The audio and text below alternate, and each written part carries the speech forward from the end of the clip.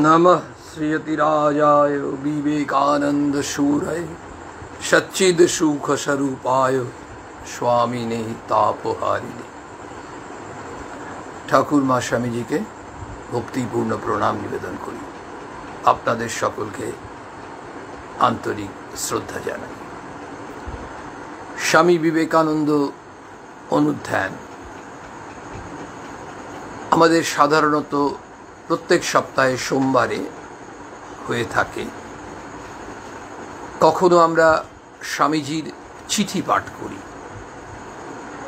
एवं स्वामीजीर चिठी जाके तिनि लिखछेन बा कोनो विषये सेई विषये आमरा गभीरे अनुप्रवेश करार सुयोग पाई। तार प्रत्येकटी बलिष्ठ चिठिर मध्य स्वामीजीर भावनार मध्य ढुकते पारी। स्वामीजीर भावनार मध्य ढुकते गेले आमरा स्वामी शिष्य संवाद एक असाधारण ग्रंथ, जेखाने स्वामीजी तार शिष्येर संगे कथोपकथन होच्छे। विभिन्न प्रश्न शिष्य करछेन, स्वामीजी तार उत्तर दिच्छेन एवं परोक्षभावे आमरा सेई उत्तर पाচ্ছি, कारण आमादेर मनेও একই ধরনের प्रश्न संशय সেই দ্বিধা কাটিয়ে উঠতে পাচ্ছি স্বামীজির অতুলনীয় উত্তরের জন্য। স্বামীজির একটি কবিতা, স্বামীজি অনেক কবিতা আছে, তার মধ্যে একটি কবিতা আমরা চয়ন করেছি। এখন আগে দুটো পর্ব হয়ে গেছে। সেই কবিতার নাম সখার প্রতি। এই কবিতায় স্বামীজির যে ভাবনা, সেই ভাবনাটা অসাধারণভাবে ব্যক্ত হয়েছে, ফুটে উঠেছে এই কবিতার মধ্যে। এই কবিতার একটি অংশে দেখা যাচ্ছে যে স্বামীজি একেবারে আমাদের সংসারের জগতের বাস্তব দিকটা তুলে ধরছেন এবং সেই বাস্তব দিকটা তুলে ধরে আমাদেরকে সচেতন করছেন। স্বামীজি সখা সম্বোধন করছেন, তার প্রিয় সখাকে তিনি সচেতন করছেন, অ্যালার্ট করছেন সংসার কি জিনিস, সংসারে সদা স্বার্থ, ব্যক্তিগত ভাবনা ছাড়া, আত্মকেন্দ্রিক হওয়া ছাড়া মানুষ কিছু ভাবতে পারে না। আজকের জগৎ যত দিন এগোচ্ছে তত মনে হচ্ছে ওই সখার প্রতি কবিতাটা আরো বেশি করে প্রাসঙ্গিক। কিন্তু স্বামী বিবেকানন্দ সেখানে আমাদের সচেতন করে বলছেন একটা জায়গায় যে তুমিও নিঃস্বার্থপর হবে কেন, তুমিও স্বার্থপর হও। তুমি সত্যকে ছেড়ে দাও। সত্য নিয়ে যদি তুমি আঁকড়ে থাকো তাহলে তুমি তো প্রতারিত হবে, তুমি তো কষ্টে কাটাবে। তিনি অদ্ভুতভাবে লিখছেন, দেখুন যারা নিষ্ঠুর হয়, যাদের কঠোর হৃদয় হয়, তারা কিন্তু অন্য মানুষের কষ্টের কথা তো ভাববে না। সকলের তরে সকলে আমরা, এই জায়গাটা তো ভাববে না। তারা তো সম্পূর্ণ ব্যক্তিগত ভাবনা নিয়ে নিমজ্জিত থাকে। বিবেকানন্দ বলছেন এটাই হচ্ছে কঠোর বাস্তব, reality. We cannot deny it, আমরা অস্বীকার করতে পারি না। কিন্তু স্বামী বিবেকানন্দ তার এই কবিতাটাকে যেন দুটো ভাগে ভাগ করে নিয়েছেন অদ্ভুতভাবে। তিনি ওই জগৎটা দেখেছেন, কিন্তু তিনি যখন পরিব্রাজক বিবেকানন্দ, তিনি দেখছেন ঘুরে ঘুরে অত্যন্ত গরিব মানুষের মধ্যে কি হৃদয়বত্তা, আবার একজন ধনী রাজা তার মধ্যেও দেখছেন যে হৃদয়বত্তার অভাব। সব রকমই দেখেছেন, সব চিত্রই দেখেছেন। কোথায় রাজস্থানের রেলওয়ে স্টেশনে বসে আছেন, প্রায় 3 দিন ধরে স্বামীজি ক্ষুধার্ত শুধু না, কিছু খাননি শুধু না, জল পর্যন্ত পান করেননি। কিছু পাননি তো কোথায় খাবে। অথচ স্বামী বিবেকানন্দের ম্যাগনেটিক পার্সোনালিটি, যে কোনো মানুষ অ্যাট্রাক্টেড হচ্ছে। আর মানুষের চিরকালই মনে অনেক প্রশ্ন। তারাই সন্ন্যাসীকে পেয়ে তাদের খিদে মেটাচ্ছেন, কিন্তু তাদের যে বায়োলজিক্যাল হাঙ্গার সেটাও তারা মেটাচ্ছেন। তাদের প্রশ্নের উত্তর নিচ্ছেন, আবার যখন তাদের খিদে পাচ্ছে তারা খেয়ে আসছেন। কিন্তু এই সন্ন্যাসী যে এক গ্লাস জল পর্যন্ত খাননি, সেটা কিন্তু তারা একেবারেও এক মুহূর্তের জন্য ভাবছেন না। ভেবেছিলেন কে?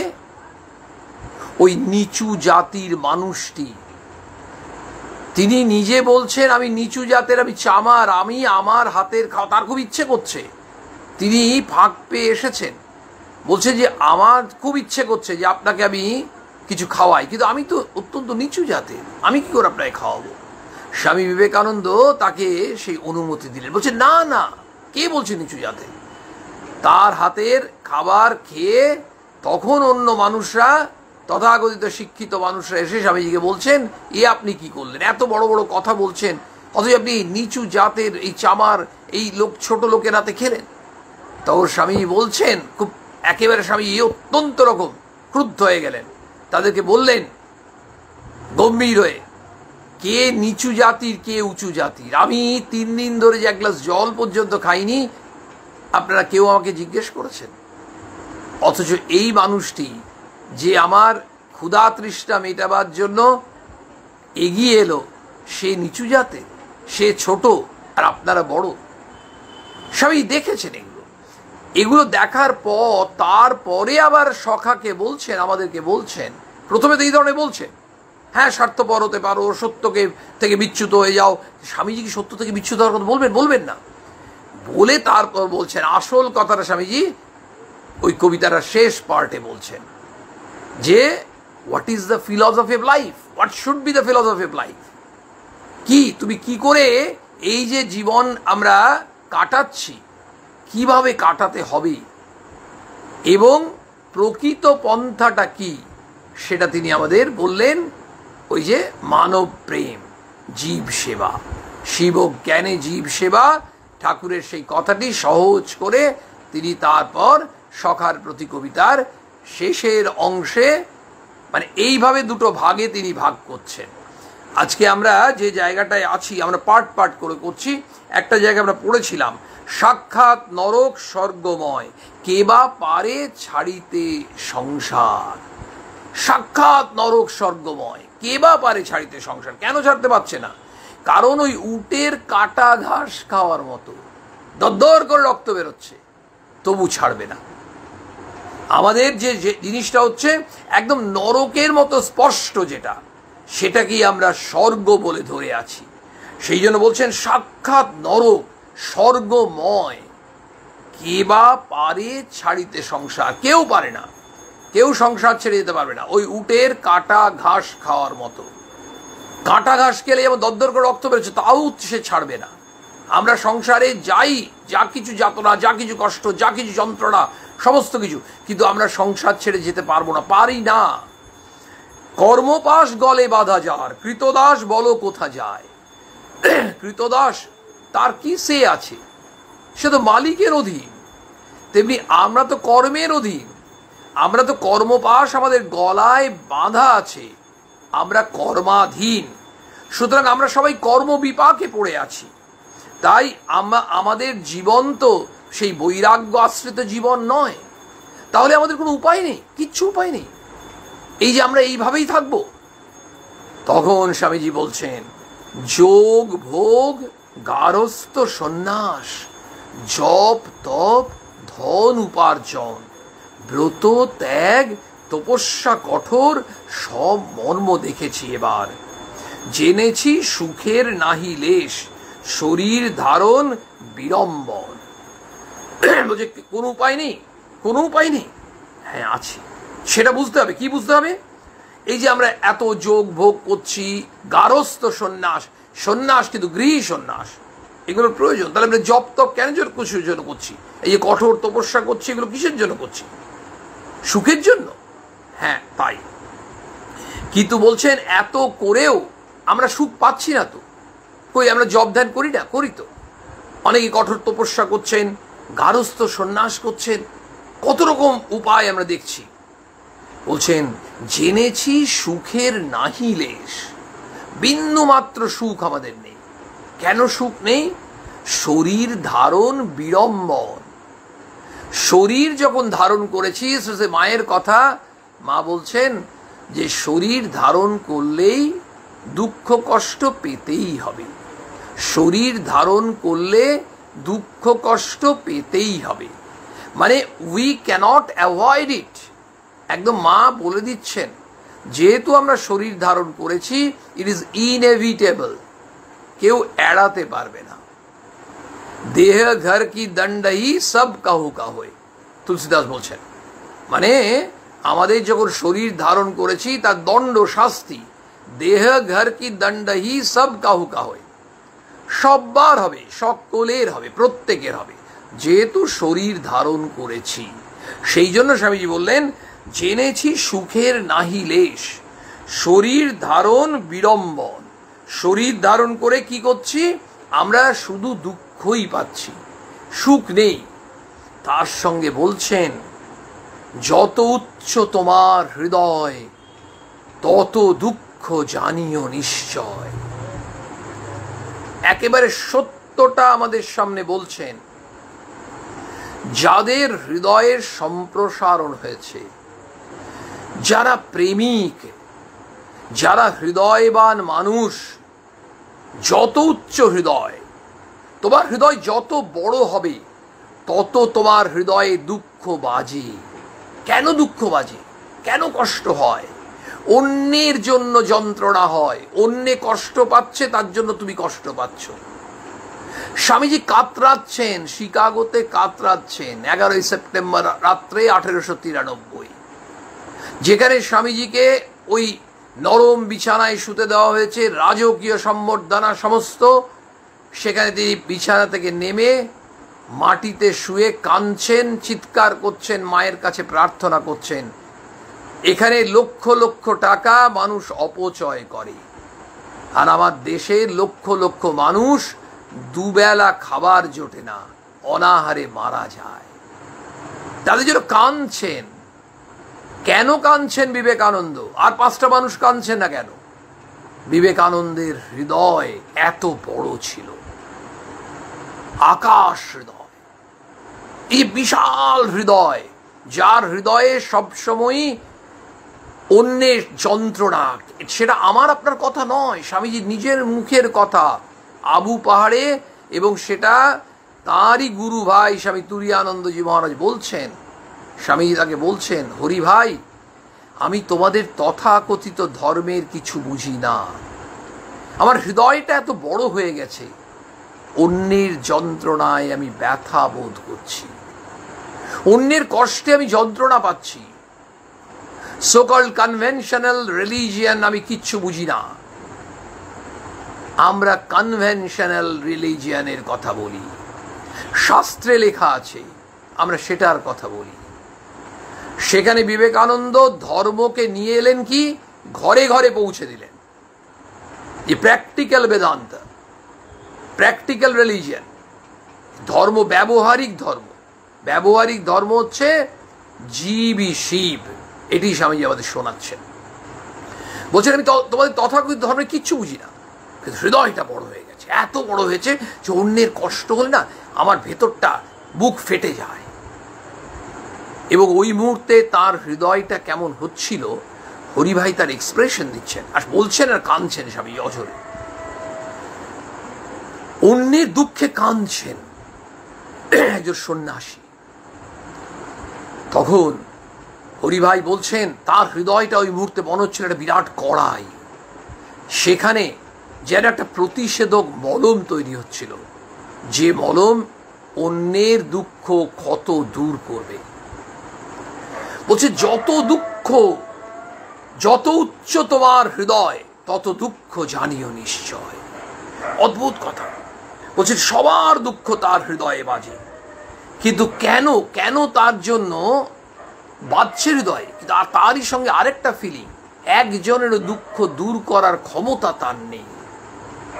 আপনি হৃদয়বান হন, আপনার মনে হচ্ছে না কত মানুষ খেতে পাচ্ছে না, তার জন্য আপনার কষ্ট হচ্ছে, আরো কষ্ট হচ্ছে যে আপনি এই মানুষগুলো, ক্ষুধার্ত মানুষগুলোর মুখে খাবার তুলে দিতে পারছেন না, কারণ আপনার একার পক্ষে সামর্থ্য নেই।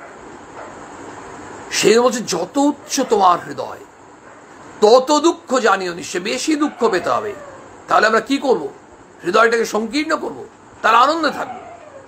বিবেকানন্দ ভাবনাটাকে অদ্ভুতভাবে দিচ্ছেন। এই যে ট্রুথ, যেটা আমরা অধিকাংশ মানুষ এত আত্মকেন্দ্রিক, এত স্বার্থপর, এই স্বার্থপরতা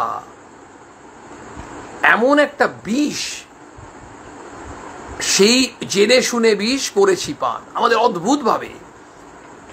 আমরা সেই কলুষ, সেই কালিমা থেকে, সংকীর্ণতা থেকে বেরিয়ে আসতে পারছি না। আমরা বলছি ভগবানকে ডাকছি, ওয়্যার ইজ গড, ভগবান কোথায় আছে জানি না। ভগবানের দেখা আমরা পাবো? আমরা বলবো জানি না, সম্ভবত আমরা পাবো না, তার জন্য ব্রহ্মজ্ঞ মহাপুরুষরা পাবেন। ভগবান কেমন? ঠাকুরের কাছে শুনছি ভগবান সাকার, যার আকার আছে। আবার ঠাকুর বলছেন নিরাকারও, ভগবান নিরাকার। তাহলে সাকার, নিরাকার, সগুণ, নির্গুণ, কত রকম ভাবে ব্যাখ্যা করছেন। এই যে ভগবানের বিভিন্ন রকম সংজ্ঞা, স্বামী বিবেকানন্দ এসে ভগবানের একটা অদ্ভুত সংজ্ঞা দিলেন, অপূর্ব সংজ্ঞা দিলেন।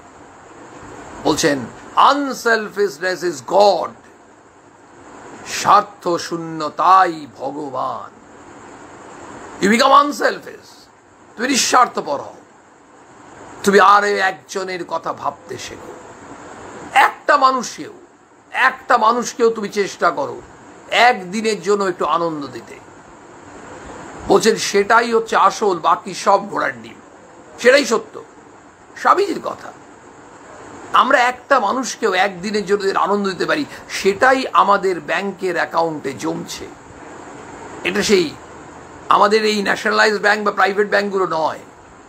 যে ব্যাংক, যে অ্যাকাউন্ট তিনি মেনটেন করছেন, এবং খুব স্বাভাবিকভাবেই ওখানেও ক্রেডিট ডেবিট আছে, ওখানেও জমা খরচ আছে। সেই জন্য বললেন যে কি, হৃদিবান নিঃস্বার্থ প্রেমিক। যে নিঃস্বার্থ, যে প্রেমিক, তার কিন্তু কষ্ট পেতে হবে। তোমার অপরাধ কোথায়? তুমি হৃদয়বান, তোমার হৃদয়টা বড়, তাই তোমায় কষ্ট পেতে হবে। তোমার অপরাধ কোথায়? তুমি নিঃস্বার্থপর হয়েছ, তাই তোমায় দুঃখ পেতে হবে। তোমার অপরাধ কোথায়? তুমি প্রেমিক হয়েছ, মানুষকে ভালোবাসছো, নিঃস্বার্থপর, হৃদয়বত্তা আছে। You will have to suffer from immeasurable pain, যন্ত্রণা একেবারে তোমাকে জর্জরিত হতে হবে। আমরা ভয় পেয়ে যাচ্ছি, দরকার নেই। কিন্তু আমরা তো এমনি শরীর ধারণ করলেও তো কষ্ট পাবো। স্বামী আমাদের সলিউশন দেবেন, নিশ্চয়ই দেবেন, জাস্ট উই শুড ওয়েট। কিভাবে সলিউশন দিচ্ছেন? বলছেন হৃদিবান নিঃস্বার্থ প্রেমিক, এ জগতে নাহি তব স্থান। তোমার এই পৃথিবীতে তোমার স্থান নেই। তুমি এখানে হচ্ছে একটা অদ্ভুত বিরল জীব। আরে এ আবার কোথাকার? এ অন্য দুনিয়ার লোক। মানে যদি কেউ স্বার্থপর হয় তাহলে বলে এ তো আমাদেরই। হ্যাঁ, ঠিক। নিঃস্বার্থপর একটা গ্রামে, একটা শহরে, একটা মহানগরীতে আমরা খুঁজে পাই তো কজন নিঃস্বার্থপর মানুষকে পাবো, কজন হৃদয়বান মানুষকে পাবো, প্রেমিক মানুষকে পাবো, মানুষের যন্ত্রণায় কান্না পাচ্ছে, মানুষের কষ্টে ছটফট করছে, দূর করার জন্য চেষ্টা করছে। এ ধরনের মানুষের সংখ্যা অতি বিরল। সেই জন্য বলছেন যেন একজন বিরল প্রজাতির জীব তুমি। এই জগৎ কি করছে? তাকে যেন দূরে সরিয়ে রাখছে। এই জগতে নাহি অবস্থান, বলছি তোমার এটা জায়গা নয়। You are coming from a different world, এটা তোমার জায়গা, তুমি ভুল জায়গায় এসে পড়েছো। ব্যাপারটা এই ধরনের, মানে বিষয়টা একেবারে সত্যটাকে বলছে। এই যে হৃদিবান নিঃস্বার্থ প্রেমিক, তার হৃদয়টা কেমন? সকলের দুঃখ কষ্ট তার হৃদয়ে বাজে। এই আঘাত সহ্য করতে পারছেন না, তার দুঃখের শেষ নেই। কিন্তু কেমন হতো? বলছেন লৌহ পিণ্ড সহে যে আঘাত, মর্মর মূরতি তাকি সয়। মর্মর মূর্তি মার্বেলের, সে কি সেটা সহ্য করতে পারবে যেটা লৌহপিণ্ড যে আঘাত সহ্য করতে পারবে? মানে আমাদের বলছে যে সে যদি লৌহপিণ্ডের মতো হতো, একদম তমগুণী হতো, তাহলে এসব আঘাত তাকে বিব্রত করতো না। লৌহপিণ্ড কি আসে যায়? কিন্তু স্বামীজি এগুলো অত্যন্ত কষ্টের সঙ্গে বলছেন, অত্যন্ত ক্ষোভের সঙ্গে বলছেন, দুঃখের সঙ্গে তার সখাকে কি বলছেন, তার সখাকে তিনি কি অ্যাডভাইস দিচ্ছেন, আমরা অবাক হয়ে যাব। পরে কি অ্যাডভাইস দিচ্ছেন সেটাও শুনবো। আমি আপনাদের সকলকে বিনম্র অনুরোধ করছি, মানে সখার প্রতি কবিতাটা পরে যদি যে কয়েকটা পর্ব হবে সেই কয়েকটা পর্ব মিলে যদি আমরা একসঙ্গে বোঝার চেষ্টা করি, তাহলে সখার প্রতি কবিতার যে রস সেটা আস্বাদন করতে পারবো। দেখুন তিনি বলছেন, লৌহপিণ্ড সহে যে আঘাত। আরে লৌহপিণ্ড তার তো আঘাত সহ্য করতে পারবে, তো একেবারে নিরেট তমগুণী, তাতে কিচ্ছু হবে না, ওই আঘাত তাকে কিচ্ছু বিব্রত করতে পারবে না। কিন্তু মর্মর মূরতি তাকে সহ্য করতে পারবে না। কিন্তু স্বামীজি তারপরেই বলছেন এই পরের দুটি পংক্তিতে, কি কষ্ট নিয়ে, কি ক্ষোভ, কি বেদনা, কি যন্ত্রণা, আরতি নিয়ে স্বামীজি তার সখাকে বলছেন, আপনারা শুনলে বুঝতে পারবেন। হও জড় প্রায় অতি নীচ, মুখে মধু অন্তরে গরল, সত্যহীন স্বার্থপরায়ণ তবে পাবে সংসারে স্থান। মানে একেবারে কঠোর সত্যটা স্বামীজি আমাদেরকে আলাপ করিয়ে দিচ্ছেন। You know this is the reality. আমরা অস্বীকার করতে পারবো? এই দুনিয়ায়, এই পৃথিবীতে, এই সংসারে, এই জগতে হৃদয়বান মানুষ, নিঃস্বার্থ উদার মানুষ, ত্যাগী মানুষ, প্রেমিক মানুষ, তার সংখ্যা কত কম। এবং সেই মানুষগুলোকে দেখলে মনে হয় এরা অন্য কোনো উপগ্রহ থেকে এসেছে, এরা অন্য কোনো জগৎ থেকে এসেছে, এরা এখানকার নয়। একটা গ্রামের রাস্তায় যদি কয়েকটা মানুষ ঘোরে, তাদের বেশভূষা, চাল চলন, কথাবার্তা দেখলে ওই গ্রামের মানুষরা, হয়তো অনেক নতুন মানুষ ঢুকছে, কিন্তু তারা বলবে এরাই আমাদের গ্রামের মানুষের মতো নয়, এরা অন্য কোনো জায়গা থেকে এসেছে। সত্যিই তাই, যেন ডিমার্কেট করা যায়, ডিফারেন্সিয়েট করা যায়। স্বামীজি অত্যন্ত কষ্টের সঙ্গে, ক্ষোভের সঙ্গে বলছেন, হও জড় প্রায় অতি নীচ। স্বামীজি কত কষ্ট পেতে হচ্ছে আমাদেরকে বলার জন্য সখাকে, তার প্রিয় সখাকে বলছেন, এই জগতে তুমি স্থান পেতে গেলে তোমাকে তমগুণী হতে হবে, নীচ হতে হবে, সংকীর্ণ হতে হবে, ভণ্ড হতে হবে, প্রতারক হতে হবে, তাহলে তুমি এই জগতে তুমি ঠাঁই পাবে। মুখে মধু অন্তরে গরল। ঠাকুরের কথা বারবার বলছেন ঠাকুর, ভাবের ঘরে চুরি করো না, মন আর মুখ এক রাখো। আমরা কতজন এটা করতে পারি? আমরা মনে মনে যা ভাবি, মুখে কি সেটাই প্রকাশ করি? মনে ভাবছি একজনের সম্বন্ধে অত্যন্ত খারাপ, আর মুখে এমন কথা বলছি, এত মিষ্টি করে বলছি, তিনি বুঝতেই পারছেন না। স্বামী এটাই বললেন, মুখে মধু অন্তরে গরম। অন্তরে আমাদের বিষ ভরে আছে, আর আমাদের এমন ভাবে মিষ্টি করে তারা সেটা প্রকাশ করছি। বলছেন যে তুমি কেমন হতে হবে তোমাকে এই জগতে ঠাঁই পেতে গেলে, বলছে তবে পাবে সংসারের স্থান। এই সংসারের স্থান পেতে গেলে তোমায় কেমন হতে হবে শোনো, মানে ওই ফিট করবে, তাহলে কি হবে? It will be a good match, you will be fit for the society, otherwise you will be out from the society, kicked out. তোমাকে সমাজ থেকে বার করে দেওয়া হবে। তুমি কোনো বহিরাগত, তুমি যদি এখানকার মানুষ হতে চাও, এই জগতে, এই সংসারে তুমি স্থান পেতে চাও, ঠাঁই পেতে চাও, টিকে থাকতে চাও, তাহলে তোমাকে যদি ওদের সঙ্গে মিলেমিশে থাকতে হয়, তোমাকেও এই ধরনের চরিত্র হতে হবে। কি না, একেবারে নীচ, ভণ্ড, প্রতারক, মিথ্যুক। বলছেন সত্যহীন, সত্যকে ছেড়ে দাও, সত্যকে তাড়িয়ে দাও জীবন থেকে। স্বার্থপরায়ণ, যত পারো ব্যক্তিগত স্বার্থ নিয়ে একেবারে ডুবে থাকো, মশগুল হয়ে থাকো। তার মানে বস্তুত স্বামীজি যেটা বলতে চাইছেন প্রকৃত অর্থে, যে এই জগতে যদি আমাদের স্থান পেতে হয়, টিকে থাকতে হয়, বেড়ে উঠতে হয়, তাহলে আমাদের চরিত্রই দুর্যোধনের মতো হতে হবে, রাবণের মতো হতে হবে।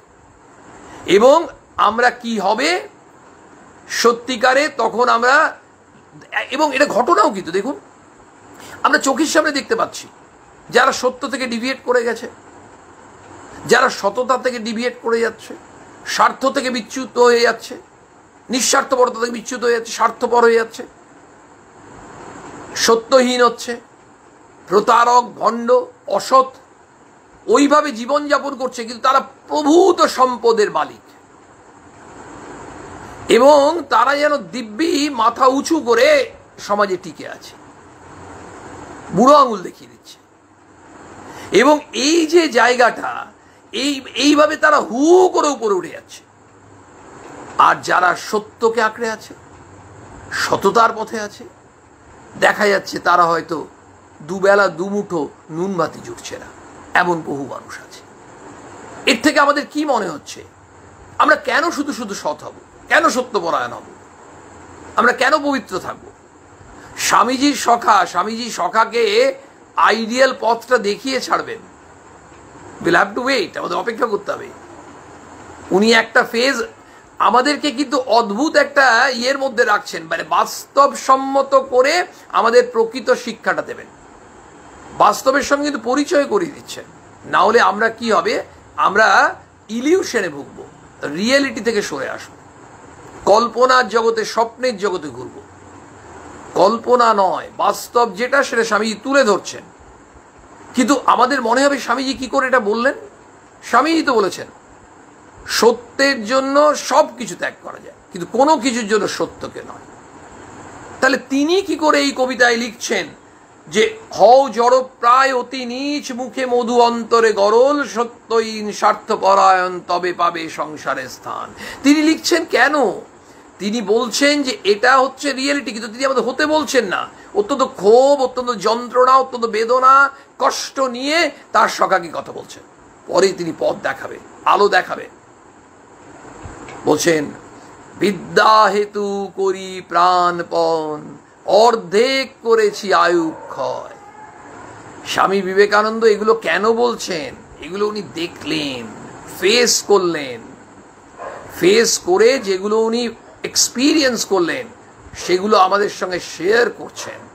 তার ওই বিরাট অভিজ্ঞতা আমাদেরকে অভিজ্ঞতার ঝুলি শূন্য করে দিচ্ছেন। তিনি কি এক্সপিরিয়েন্স করেছেন? ওই যে বলছেন তিনি তার শিক্ষা লাভ করছেন, সবই তো করলেন, স্কুলে পড়লেন, কলেজে পড়লেন, এত বুদ্ধিমান ছাত্র, এত ব্রাইট, সব দিক দিয়ে ব্রাইট, এত প্রতিভাবান, ভাবা যায় না, একেবারে ভার্সেটাইল জিনিয়াস, বিরাট পণ্ডিত।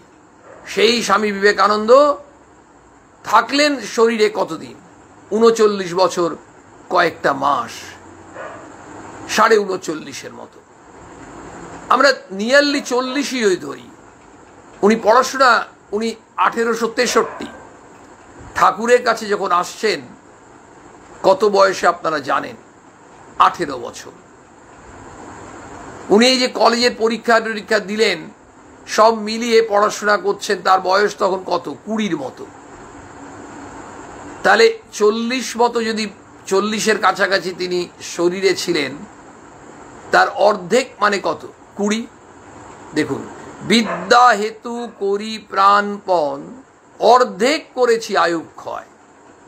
মানে to gain education, half of my life আমি নষ্ট করেছি, ক্ষয় করেছি।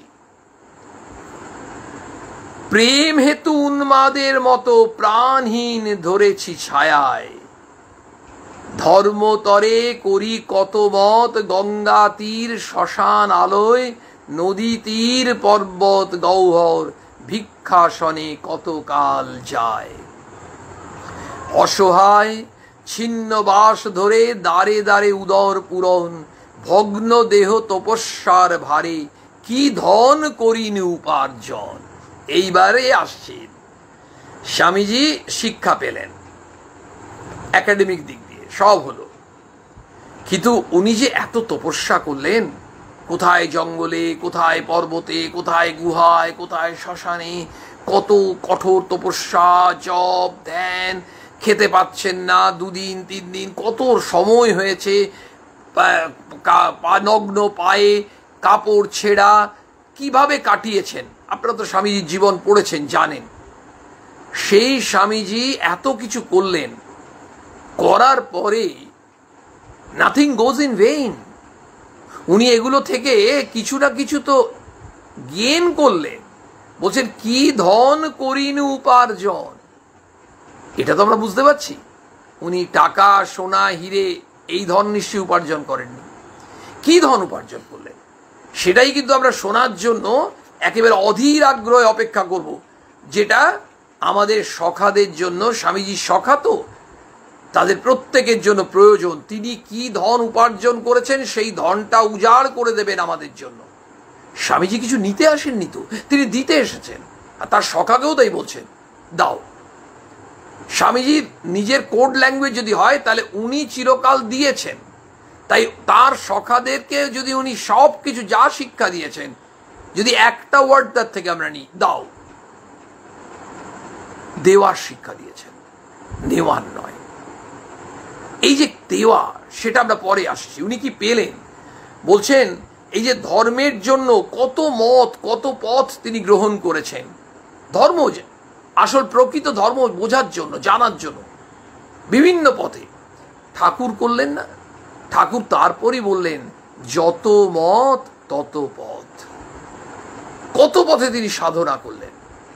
সাধনা, রাজা মহারাজ বলছেন যে একটা সহজ সাধনার কথা বলছেন, বলতে গিয়ে বলছেন যে ঈশ্বরের নাম স্মরণ মনন করো। এইটা হচ্ছে একটা সহজ সাধনা। সাধনার কথা আমরা বলে থাকি। বলছেন অনেক পথ, অনেক উপায় আমি অনুসরণ করলাম ধর্মের জন্য। আমি গঙ্গা তীরে গেছি, শ্মশানে গেছি, পর্বতে গেছি, গুহায় গেছি, কত দিন কাটিয়েছি, কত রাত্রি কাটিয়েছি। কি হয়েছে? ভিক্ষাসনে কতকাল যায়, যা ভিক্ষে করে জুটেছে তাই দিয়েই আমি উদর পূর্তি হয়েছে।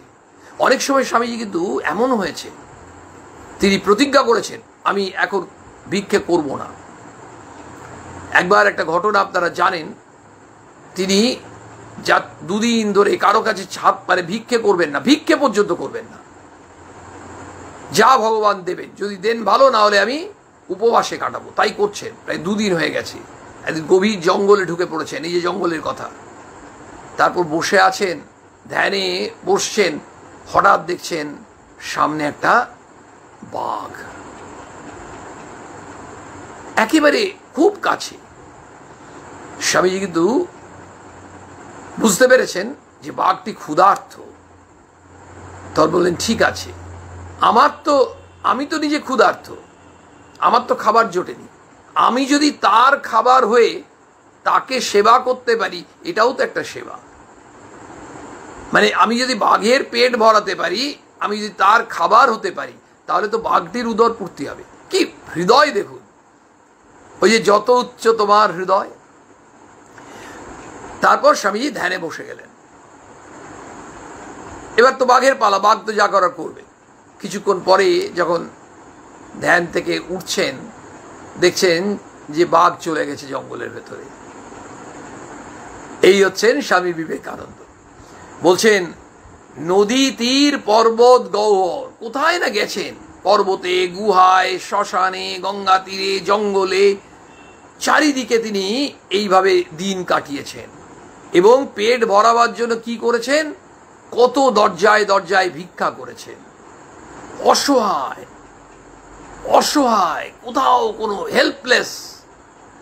এই হেল্পলেস স্বামীজি শুধু ভারতবর্ষে না কেন, যখন স্বামীজি শিকাগোতে গেছেন, 11 সেপ্টেম্বর যিনি ওই বিশ্ব ধর্ম মহাসম্মেলনের শ্রেষ্ঠ বক্তা হলেন, 10 সেপ্টেম্বর জাস্ট একদিন আগে তিনি রাস্তায় পড়ে গেলেন। মানে তার আর শরীর চলছে না, খাবার নেই পেটে, তার কোথাও কোনো, কিভাবে তিনি জানেন না তো, আমরা সব ঘটনাই জানি, শুনেছি, পড়েছি। তারপর তিনি ভগবানের উপর সব ছেড়ে দিয়ে, এবং তার জাস্ট হয়তো 1-2 মিনিটের মধ্যেই তারপর থেকে কি কি চেঞ্জ হলো, সেটা আমাদের আলোচনার আজকের বিষয়বস্তু নয়। কিন্তু বক্তব্য যে কত কষ্ট তিনি করেছেন, তার জীবনটা তো শুধু কষ্টেই কাটলো। আমরা তার সখাকে সেই জন্য তিনি সব দিক দিয়ে তৈরি করে দিচ্ছেন, ট্রুথটা চেনাবেন, আর আমাদের কি হওয়া উচিত সেটাও আমাদের বোঝাবেন। বলছেন অসহায়, হেল্পলেস, কে হেল্প করছে, কোথায়? বেশিরভাগ যেহেতু হেল্প করেনি, ছিন্নবাস, কাপড় নেই, কিছু নেই, সব ছিঁড়ে গেছে, দ্বারে দ্বারে ছিন্নবাস ধরে, দ্বারে দ্বারে উদর পূরণ, দরজায় দরজায় ভিক্ষা চেয়ে কোন রকমে পেট ভরানো, ভগ্ন দেহ তপস্যার ভারী। এই যে এত কঠোর তপস্যা করলেন আর সহ্য করতে পারছেন না, শরীরটা ভেঙে গেছিল স্বামীজির শরীরটা ভেঙে গেছিল। এগুলো সব কিন্তু স্বামীজি নিজে করেছেন বলেই তিনি সমস্ত জিনিসটা এত সুন্দর করে বোঝাতে পারছেন। স্বামীজি নিজে এগুলো এক্সপিরিয়েন্স করেছেন। কি ধন করিনি উপার্জন, এই সব করে আমাদের বলছেন যে এত এগুলোর যে এগুলো কি দেখছেন, অন্তঃশ্বাস শূন্যতা। এগুলো বুঝে আমরা তো সখা স্বামীজি, আমাদেরকে সতর্ক করছেন, সচেতন করছেন।